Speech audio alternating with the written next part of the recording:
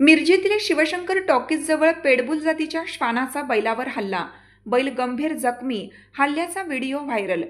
मिरजेतील शिवशंकर टॉकीज समोर असलेल्या कागले बांबू डेपो समोर पेडबुल जातीच्या श्वानाने बैलगाडीला बांधलेल्या बैलावर शनिवारी दुपारी जोरदारपणे हल्ला करून बैलाच्या तोंडाचा लचका तोडला, तसेच मानेवर हल्ला करून जखमी केलं। धनगर गल्लीतील कृष्णा बंडगर यांनी तो बैलगाडीला बांधला होता।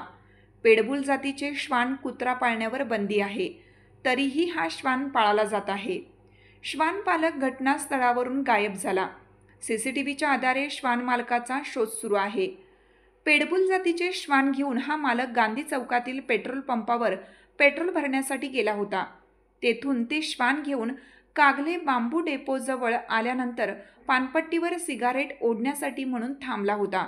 तेथेच कृष्णा बंडगर यांनी आपला बैल चापून बैलगाडीला बांधला।